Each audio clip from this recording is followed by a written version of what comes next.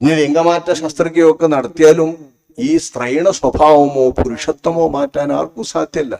അതൊക്കെ എത്രയോ വർഷങ്ങളായി പടിഞ്ഞാറൻ രാജ്യങ്ങളും മറ്റൊക്കെ പരാജയപ്പെട്ടിട്ടുള്ള കാര്യങ്ങളാണ്, വളരെ പരാജയപ്പെട്ട. ഇന്നും നെല്ലും തുടങ്ങിയതല്ല. 1960കളുടെ കാലത്തു തന്നെ, ഇപ്പൊ കൊല്ലം കുറേയായി, 10-60 കൊല്ലം മുമ്പ് തന്നെ ലോകത്ത് പരാജയപ്പെട്ടിട്ടുള്ള സംഗതിയാണ് ഇതൊക്കെ. പുരുഷനെ പെണ്ണാക്കാനും പെണ്ണിനെ ആണാക്കാനും അങ്ങനെ അങ്ങോട്ടും ഇങ്ങോട്ടും മാറാന്നുള്ള ഇതൊക്കെ നമ്മളെ നാട്ടിൽ ഇപ്പോൾ നന്നായിട്ടും കുത്തൊഴുകി വരുന്നത് ഈ തരം ആൾക്കാർ, പുതിയ ചിന്താഗതിക്കാർ, എല്ലാറ്റിനും സ്വാതന്ത്ര്യം വേണമെന്ന അരാജകത്വവാദികൾ, നാണം കെട്ടവർ കൊണ്ടുവരുന്ന ചിന്തകളാണ്. അത് 81, 82 അയറാഫിലെ ആയത്തും ഷുഅറായിലെ 165, 166 ആയത്തും എന്നത് ലൂത്ത് നബി അലൈഹിസ്സലാത്തു വസ്സലാം എന്ന നബിയുടെ കാലത്തെ ജനങ്ങളുടെ ലൈംഗിക വൈകൃതമായ അവരുടെ സ്വവർഗ ഭോഗത്തെ സംബന്ധിച്ചുള്ള പരാമർശമാണ്.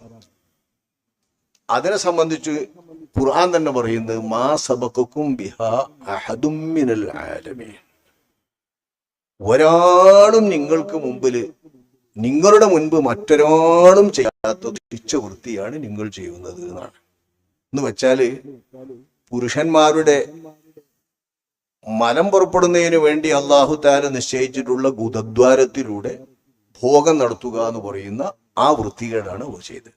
അതാണ് ലിവാത്ത എന്ന പേരിൽ അറിയപ്പെടുന്നത്.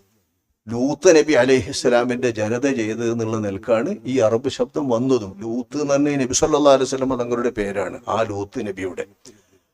ലൂത്ത് നബിയുടെ ജനത ചെയ്തു എന്നുള്ള നിലക്കാണ് ലൂത്തയ്യ്, ലിവാത്ത എന്നൊക്കെ ഈ പറയുന്ന വൈകൃതത്തിന് പേര് വന്നത്. അതിനെ സംബന്ധിച്ച് പറയുന്ന ജനങ്ങളെ അദ്ദേഹം ഉപദേശിച്ച ആയത്താണ് ആ ആയത്തിലുള്ളത്. അദ്ദേഹം ഉപദേശിക്കുമ്പോൾ ആ ആയത്തിലുള്ളത് എന്താ വരിക?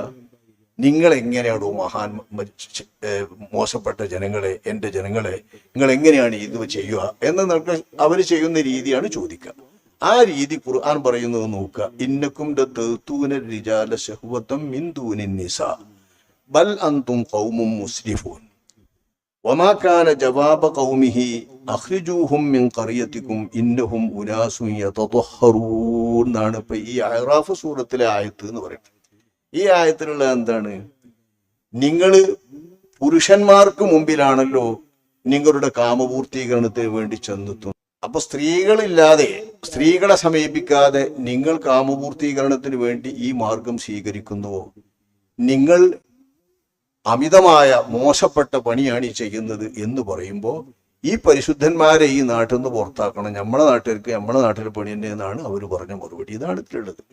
ഇതിൽ ഭാര്യമാരെ സ്വീകരിച്ചവർ മാത്രമാണ് കുറ്റക്കാരാവുള്ളൂ എന്ന് ധ്വനിപ്പിക്കുന്ന ഭാഗം മിന്ദൂൻ നിസ എന്ന് പറയുന്ന ഭാഗം മാത്രം. മിന്ദൂനിൻ നിസ എന്ന് പറഞ്ഞാൽ പെണ്ണുങ്ങളെ മാറ്റി നിർത്തി നിങ്ങൾ പുരുഷന്മാരായിട്ട് സമീപിക്കുന്നുവോ എന്നുള്ള പ്രയോഗം ഭാര്യമാരുള്ളവരും ഇണകളുള്ളവർക്കും ഇല്ലാത്തവർക്കും ഒക്കെ ബാധകമാണല്ലോ. ശഹ്വത്തിന് നിങ്ങൾ ഉപയോഗിക്കുന്നത് ഈ പെണ്ണുങ്ങളെ മാറ്റി നിർത്തി പുരുഷന്മാരെയാണോ എന്നുള്ള ചോദ്യത്തിൽ പെണ്ണിട്ടുവല്ലാണോ എന്നുള്ള പരാമർശമില്ല. മറ്റേ ആയത്തും അങ്ങനെ തന്നെയാണ്.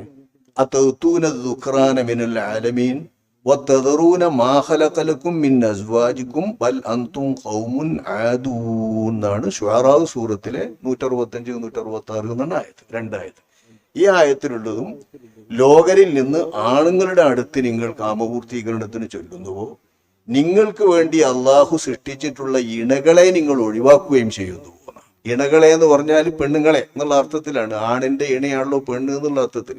നിങ്ങളുടെ ഭാര്യമാരെ ഒഴിവാക്കുകയും ചെയ്യുന്നുവോ എന്നല്ല ഇവിടുത്തെ പരാമർശം. നിങ്ങൾക്ക് വേണ്ടി സൃഷ്ടിച്ചിട്ടുള്ള പെണ്ണുങ്ങളെന്ന ഇണകളെ, അതിനായി സൃഷ്ടിച്ചിട്ടുള്ള ഇണകളെ ഒഴിവാക്കിയിട്ട് നിങ്ങൾ ഈ വൃത്തികേട് ചെയ്യുന്നുവോ എന്നാണ് ചോദ്യം. ആ ചോദ്യത്തില് സ്ത്രീ ഇണകളുള്ളവർക്ക് മാത്രമാണ് ഇത് കുറ്റകരമായത് എന്ന ഒരു പരാമർശമുള്ള. ലോക ചരിത്രത്തിൽ ഒരു കാലത്തും നടന്നിട്ടില്ലാത്ത, ലൂത്ത് നബിന്റെ മുമ്പ് ഒരു കാലത്തും നടന്നിട്ടില്ലാത്ത മലദ്വാരത്തിലൂടെയുള്ള ഭൂതഭോഗം എന്ന് പറയുന്ന ആ പരിപാടിയാണ് ഇവർ നടത്തിയിരുന്നത്. ഇതിനെ സംബന്ധിച്ചിടത്തോളം ആണുങ്ങൾ ഉണ്ടെങ്കിലും പെണ്ണുങ്ങൾ ഉണ്ടെങ്കിലും പെണ്ണുങ്ങൾ ഇല്ലെങ്കിലും ഇതൊരു വൃത്തികേടാണെന്നുള്ള ലോകത്തെ എല്ലാവർക്കും അറിയാലോ. മാത്രമല്ല മറ്റേത് തരത്തിലുള്ള ലൈംഗിക വൈകൃതങ്ങളെ സംബന്ധിച്ചിടത്തോളവും വിശുദ്ധ ഖുർആനെ സംബന്ധിച്ചുള്ള നിലപാട് രണ്ടായത്തിൽ ലൂത്ത് നബിന്റെ കൗമിനോട് പറഞ്ഞ ആ വിഷയം ഉദ്ധരിക്കുന്നത് മാത്രമല്ല നമ്മൾ സംസാരിക്കുക. ലൂത്ത് നബിന്റെ ജനതയോട് അവരുടെ നിലപാട് വെച്ചാണ് സംസാരിക്കുക. ഇപ്പൊ ഉദാഹരണം ഖുർആനിലുണ്ട്, ലിമ തഅബുദൂന മാ ലാ യസ്മഉ വലാ യുബ്സിറു. ഈ കേൾക്കാത്ത കാണാത്ത ദൈവങ്ങൾക്ക് നിങ്ങൾ എന്തിനാണ് ഇബാദത്ത് ചെയ്യുന്നത് എന്ന് ചോദിക്കുന്ന അമ്പിയാക്കന്മാരുടെ പ്രസ്താവന.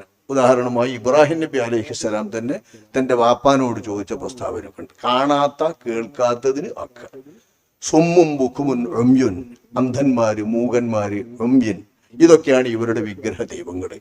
ലൻ യഖ്ലുഖൂ ദുബാബ, ഈച്ചനെ പടക്കാൻ കഴിയാത്ത, വൈ യസ്ലുഹും ദുബാബു ശൈഅൻ, ഈച്ച കുത്തിരുന്നാല് അതിനെ രക്ഷപ്പെടുത്താൻ പോലും പറ്റാത്ത ദൈവങ്ങളാണ് നിങ്ങളുടെ ദൈവം എന്നൊക്കെ ഖുർആനിലുണ്ട്. ഈ ആയത്ത് പിടിച്ചിട്ട് ഇനി കേൾക്കുന്ന ദൈവമാണെങ്കിൽ, അതായത് ആൾ ദൈവങ്ങൾ മനുഷ്യ ദൈവങ്ങൾ കേൾക്കുമല്ലോ, കേൾക്കാൻ പറ്റിയ ഏറ്റവും വ്യക്തമായ ആയത്താണ് സൂറത്തുൽ മുഅ്മിനീനിൽ വല്ലദീന ഹും ലിഫുറൂജിഹിം ഹാഫിദൂൻ ഇല്ലാ അലാ അസ്വാജിഹിം ഔ മാ മലകത് അയ്മാനുഹും ഫഇന്നഹും ഗൈറു മലൂമീൻ ഫമൻ ഇബ്തഗാ വറാഅ ദാലിക ഫഉലൈക ഹുമുൽ ആദൂൻ എന്ന് പറയുന്ന ആയത്ത്. ഈ ആയത്തില് വിശ്വാസികളായ ആളുകളെ, നല്ല വിശ്വാസികളെ, ഖദ് അഫ്ലഹൽ മുഅ്മിനൂൻ എന്നാണ് ഇതിന്റെ തുടക്കം. മുഅ്മിനീങ്ങൾ വിജയിച്ചവരാണ്. ആരാണ് വിജയിച്ച മുഅ്മിനീങ്ങൾ എന്ന് പറയാണ്. അവരെ പറയുന്നത് വല്ലദീന ഹും ലിഫുറൂജിഹിം ഹാഫിദൂൻ, അവരുടെ ഗുഹ്യാവയവങ്ങൾ, ലൈംഗികാവയവങ്ങൾ സ്വന്തം ഇണകളുമായി ബന്ധപ്പെട്ടോ ഔമാമലക്കത്ത് അയ്മാനുഹും, അല്ലെങ്കിൽ അവരുടെ വലങ്കൈകൾ ഉടമയാക്കിയ അടിമപ്പെണ്ണുകളുമായി ബന്ധപ്പെട്ടോ അല്ലാതെ അവരുടെ ഗുഹ്യാവയവങ്ങളെ അവർ കാത്തു സൂക്ഷിക്കുന്നവരാണ്. ഫഇന്നഹും ഗൈറു മലൂമീൻ, ഇണകളെപ്പോലെ തന്നെ വലങ്കൈ ഉടമയാക്കിയിട്ടുള്ള വെള്ളാട്ടികളെയും ഭോഗത്തിനു വേണ്ടി തിരഞ്ഞെടുക്കുന്നുവെങ്കിൽ, സുരീയത്താക്കുന്നുവെങ്കിൽ അവർ ആക്ഷേപാർഹരല്ല. അത് അതിന്റെ നിയമം തന്നെയാണ്. സ്വന്തം ഇണകളും വെള്ളാട്ടികളും എന്നതിൻ്റെ അപ്പുറമുള്ള മറ്റേതു ലൈംഗിക മാർഗവും ആര് സ്വീകരിച്ചാലും അവർ പാപികളാകുന്നു, അതിർലംഘനക്കാരാകുന്നു, വേണ്ടാത്തത് ചെയ്തവരാകുന്നു എന്നാണ് വിശുദ്ധ ഖുർആൻ പറയുന്നത്. ഇതടിസ്ഥാനത്തിൽ സ്വവർഗരതി എന്ന് പറയുന്നതിനെ എല്ലാ അർത്ഥത്തിലും നിഷിദ്ധമാക്കിയിട്ടുണ്ട് ഇസ്ലാം എന്ന് പറയുന്നത് തന്നെയാണ് സത്യം. അതാണ് ഖുർആൻ മനസ്സിലാക്കി തരുന്നതും. അതിന്റെ വിശദാംശങ്ങളിലും അതിന്റെ ഇനങ്ങളുടെ ഗൗരവത്തിലും വലിയ കുറ്റം ചെറിയ കുറ്റം എന്ന് തരംതിരിക്കുന്നതിലൊക്കെ വ്യത്യാസങ്ങൾ ഉണ്ടാകാം. പക്ഷേ ഇത് ഖുർആനും ഇസ്ലാമും വിലക്കിയിട്ടുള്ള പാപമാകുന്നു സ്വവർഗരതി എന്നതിൽ സംശയമില്ല. ഇപ്പോഴത്തെ തർക്കങ്ങളൊക്കെ എന്താന്ന് വെച്ചാല് അതൊക്കെ ഇപ്പൊ ഈ ഇന്നത്തെ നവ ലിബറലിസം എന്നൊക്കെ പറയുന്ന ആ തരത്തിലുള്ള ഒരു ലെവലില് ആണോ പെണ്ണോ, പെണ്ണും പെണ്ണോ, ആണും ആണോ, ഇതൊന്നും നോക്കേണ്ടതില്ല. ലിംഗവ്യത്യാസവും മറ്റൊന്നും നോക്കേണ്ടതില്ല. സെക്സും ജെൻഡറും ഇത് രണ്ടുമൊക്കെ ഒന്നുപോലെയല്ലേ അത് എന്നൊക്കെ പറഞ്ഞിട്ടുള്ള ഓരോരോ വേണ്ടാത്തരങ്ങള് വാസ്തവത്തിൽ ഒന്നിച്ചുണ്ടാക്കി മതവിരുദ്ധമായ, മതത്തിന്റെ എല്ലാ സീമകളെയും ലംഘിക്കുന്ന തരത്തിലുള്ള സംസ്കാരശൂന്യമായ ഒരു സംസ്കാരം ഇവിടെ ഉണ്ടാക്കുന്നതിന് വേണ്ടിയിട്ടുള്ള പരിശ്രമത്തിന്റെ ഭാഗമായി വാദിച്ചു വരുന്ന വാദങ്ങളാണ്. ആരും തന്നെ ഒരു ഇണയും തന്നെ ആ ഇണകളുമായി ബന്ധപ്പെട്ടോ ഇത് പറയുന്ന ആളുകൾ തന്നെ അവരുടെ ജീവിതത്തിലോ വെറും എല്ലാ രംഗത്തുമുള്ള സ്വാതന്ത്ര്യം, ലൈംഗിക രംഗത്തും സ്വാതന്ത്ര്യം, ഭക്ഷണ രംഗത്തും സ്വാതന്ത്ര്യം, സാമൂഹിക രംഗത്തും സ്വാതന്ത്ര്യം, എല്ലാ രംഗത്തും സ്വാതന്ത്ര്യം എന്ന് വാദിച്ചു കൊണ്ടിരിക്കുന്ന ആളുകൾക്ക് അവരുടെ ലൈംഗിക വൃത്തികൾക്കും പൂർണ്ണ സ്വാതന്ത്ര്യം കിട്ടണമെന്ന ആഗ്രഹമുണ്ടാകും. എങ്ങനെയും ഇരിക്കാം, എന്തും ചെയ്യാം, ആണിന് പെണ്ണാകാം, പെണ്ണിന് ആണാകാം. അങ്ങനെ മാറിയാൽ അവർക്ക് ലൈംഗിക ബന്ധങ്ങൾ, അതുപോലെ വൈവാഹിക ബന്ധങ്ങൾ ഒക്കെ മാറ്റിമറിച്ച് അങ്ങോട്ടും ഇങ്ങോട്ടും ആകാം. ബന്ധം നിലനിൽക്കുമ്പോൾ തന്നെയും ഈ ബന്ധത്തിനപ്പുറമുള്ള ബാഹ്യബന്ധങ്ങൾ ഉണ്ടാകാം. ഇതിലൊന്നും ആരും കൈയിടാൻ അവകാശമില്ല. ആരും ആരെയും നിയന്ത്രിക്കേണ്ടതില്ല. ഒറ്റക്കൊറ്റക്ക് ഓരോരുത്തരും എല്ലാറ്റിനും അവകാശമുള്ളതാണ് എന്ന് പറയുന്ന ഒരു ചിന്താഗതി മതേതര ചിന്തക്കാർ, ഒന്നായിട്ട് മതവിരുദ്ധ ചിന്തക്കാർ മതേതരം എന്ന പേരിൽ വ്യാപകമാക്കിയിട്ട് നാശപ്പെടുത്തിയിട്ടുള്ളതിന്റെ ഭാഗമായി വരുന്നതാണ്. അത്തരക്കാരുണ്ടാക്കി തീർക്കുന്ന ചിന്തകളാണ് ഇതും. അതേസമയം വിശുദ്ധ ഇസ്ലാമിനെ സംബന്ധിച്ചിടത്തോളം എല്ലായിടത്തുമുള്ള ഒരു നിയന്ത്രണമാണ് മതം. ഞാൻ എപ്പോഴും പറഞ്ഞിട്ടുള്ളതുപോലെ മതം നിയന്ത്രണമാണ്, ശരിക്കുള്ള നിയന്ത്രണം, ഏത് രംഗത്തുമുള്ള നിയന്ത്രണം, കുത്തഴിഞ്ഞ ജീവിതം അവസാനിപ്പിക്കാൻ വേണ്ടിയുള്ള നിയന്ത്രണം. ആ നിയന്ത്രണത്തിൽ മനുഷ്യന്റെ വികാരങ്ങൾ വളരെ പ്രധാനപ്പെട്ട വികാരങ്ങളാണ് കാമം, ക്രോധം, മോഹം. ഇത് മൂന്നും. ഇതിനെ കൃത്യമായ ഒരു നിയന്ത്രണത്തിന്റെ അടിസ്ഥാനത്തിൽ ആ നിയന്ത്രണത്തിലൂടെ കൊണ്ടുപോവുകയും അതിനുവേണ്ട നിയമങ്ങൾ നൽകുകയും ക്രോധം എങ്ങനെയായിക്കൂടാ, ക്രോധവേളയിൽ എങ്ങനെയായിക്കൂടാ, എങ്ങനെയാകണം, കാമപൂർത്തീകരണത്തിന് എന്തു മാർഗമായിരിക്കണം, മോഹങ്ങൾ എങ്ങനെയാണ് നിറവേറ്റേണ്ടത്, എങ്ങനെ നിറവേറ്റിക്കൂടാ എന്ന് സുസ്ഥിരമായ കൃത്യമായ ഏവരാലും അംഗീകരിക്കപ്പെടുന്ന നിയമമുള്ള ഇസ്ലാമിനെ സംബന്ധിച്ചിടത്തോളം ഒരിക്കലും മനുഷ്യ പ്രകൃതിക്ക് ഇണങ്ങാത്ത തരത്തിലുള്ള ആണും എണ്ണും എന്ന വ്യത്യാസമില്ലാത്ത, ആണിന് പെണ്ണും പെണ്ണിന് ആണും എന്ന വ്യത്യാസമില്ലാത്ത ഒന്നിനെ സംബന്ധിച്ച് ഒരിക്കലും ചിന്തിക്കാൻ കഴിയില്ല. ഇവിടൊക്കെ എന്താന്ന് വെച്ചാല് ഇവിടൊക്കെയുള്ള ഈ സൃഷ്ടിപ്പിന്റെ ലെവലിനെ ഒന്നും ചെയ്യാൻ കഴിയാത്ത ആളുകൾ വാസ്തവത്തിൽ എന്തൊക്കെയോ പറയാണ്.